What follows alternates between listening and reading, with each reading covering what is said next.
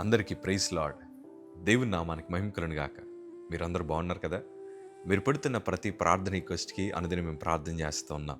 మా ఆశ అంతా ఒకటే, ఎక్కడైతే మీరు తృణీకరించబడ్డారో, ఎక్కడైతే విలువేయబడ్డారో, ఎక్కడైతే గుండెలు పగిలేలాగిచ్చారో అదే స్థలాల్లో నా ప్రభు మీ అందరినీ హెచ్చించబోతున్నారు. విశ్వాసంతో ప్రార్థన చేయండి. ఘనమైన విజయాలు ఖచ్చితంగా మీరు అందరూ అనుభవిస్తారు. God bless you all. ఈరోజు ఎన్నో సమస్యల మధ్యన ఇరుక్కుపోయిన మీతో నా ప్రభు ఒక మాట చెప్పాలని ఆశపడుతున్నారు. ఆయన మిమ్మల్ని తప్పించడానికి ఒక నూతనమైన ప్రణాళికను దేవుడు సిద్ధం చేశారు.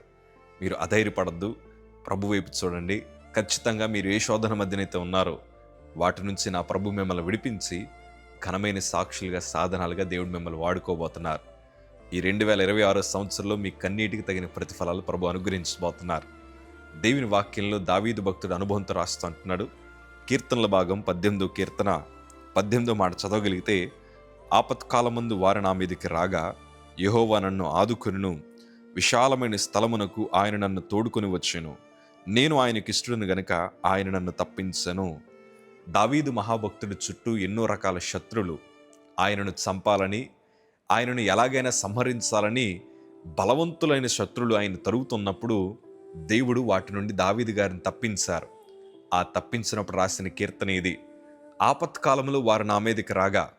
ఈ సంగమా, మనుష్యులు మన మీద ఎప్పుడు పడతారు చెప్పనా? మనం బలవంతులుగా ఉన్నప్పుడు కాదు.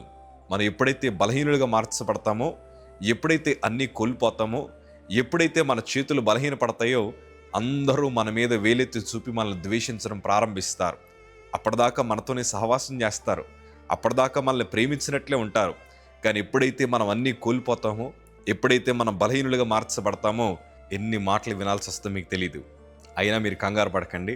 వారందరి మాటలు మనస్సును పెట్టుకొని మీరు ఎంత మాత్రము బలహీనపడాల్సిన అవసరం లేదు. ఎందుకంటే మాట్లాడే వాళ్ళని మాట్లాడనివ్వండి. మీరు మౌనంగా ఉండి ప్రభు సన్నిధిలో ప్రార్థించగలిగితే వారు తలపెట్టాలనుకున్న ప్రతి కీడుని నా ప్రభు ఆశీర్వాదకరంగా మారుస్తాడు. ఈ సంగమం మీరు నమ్మండి.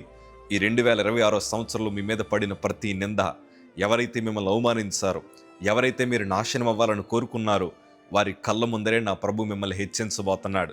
బహుశా వారి దృష్టిలో ప్రస్తుతానికి మీరు బలహీనులుగా కనిపించుండొచ్చు, కానీ మీరు ఆరాధిస్తున్న దేవుడు ఎంత శక్తి కలిగిన వాడో ప్రపంచం తెలుసుకునేలాగా, మీ చుట్టుపక్కల ఉండే వారు తెలుసుకునేలాగా నా ప్రభు నూతన కార్యములు మీ బ్రతుకులో జరిగించబోతున్నారు.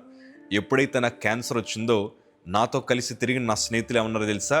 వీళ్ళు పాస్టర్ గారు అబ్బాయి కనుకే వీడికి క్యాన్సర్ వచ్చింది, వీరు యేసు ప్రభుని ఆరాధిస్తున్నారు కనుకే ఈ మరణకరమైన రోగం వచ్చింది, మేమందరం ఎంత సంతోషంగా ఉన్నామో, మాకెప్పుడు రాని రోగం వీడికి ఎందుకు వచ్చిందని నాతో అప్పటిదాకా సహవాసం చేసిన నా స్నేహితులు, యేసు ప్రభు దేవుడు కాదని నాకు బోధించిన నా స్నేహితులు, వారితో కలిసి నేను కూడా యేసు ప్రభుని దూషించేవాడిని.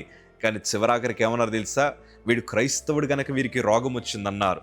ఎంత బాధ అనిపించిందంటే, మనుష్యులు క్షణపాట్లో మారిపోతారా?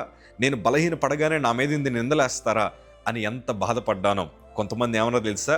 వీడు చేసిన పాపాల వల్ల వీడు ఎప్పుడూ చచ్చిపోవాలి, ఏ లారీ కింద పడి చచ్చిపోవాలని నా స్నేహితులు లేకపోతే నాతో తిరిగిన వారు నన్ను దూషిస్తూ ఉంటే తట్టుకోలేకపోయాను. మొన్నటిదాకా బాగానే మాట్లాడారు కదా, ఇప్పుడేంటి వీరి స్వభావం ఇట్లా మార్చబడిందని దుఃఖపడుతున్న సమయాల్లో దేవుడు నన్ను వాక్యం ద్వారా ఆదరించారు. అన్ని రోజులు ఒకలా ఉండవు.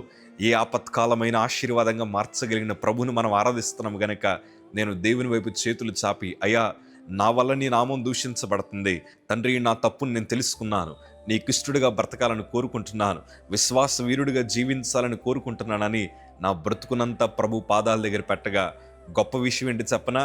ఈరోజు నా స్నేహితులు అంటున్న మాట, నిన్ను బ్రతికించిన వాడు, నిన్ను మార్చిన వాడు నిజమైన దేవుడని వారందరూ సాక్ష్యం చెప్పే కృపను దేవుడు అనుగ్రహించారు. ఈ సంగమా, నా జీవితంలో సంతోషకరమైన సందర్భం ఏంటి తెలుసా? నేను మారు మనసు పొందగా ఒకే రోజు 40 మంది స్నేహితులు బాప్తిసం పొందారు. ఎవరైతే దూషించారో, ఎవరైతే నిందలు వేశారో ఇప్పటికీ వారు నాకు ఫోన్ చేసి ప్రార్థన చేయించుకుంటారు. పరిస్థితులన్నీ తారుమారైపోయాయి. ఎందుకంటే మనం దేవునికి ఇష్టలుగా బ్రతికితే దేవుడు మన జీవితాన్ని మారుస్తాడు. నా 2 చేతులు జోడించి చెప్తున్నాను, ఇప్పటిదాకా మీరు ఎన్నో అవమానాలు పడుండొచ్చు, ఎంతోమంది మీ హృదయాన్ని గాయపరచుండొచ్చు. మీరు మౌనంగా ఉండండి, ప్రభుకి ఇష్టంగా బ్రతకండి. దేవుడు మీ పక్షాన అద్భుత కార్యం జరిగించబోతున్నాడు. మీ కన్నీటిని దేవుడు చూస్తున్నాడు. ధైర్యంగా ఉండండి. God bless you.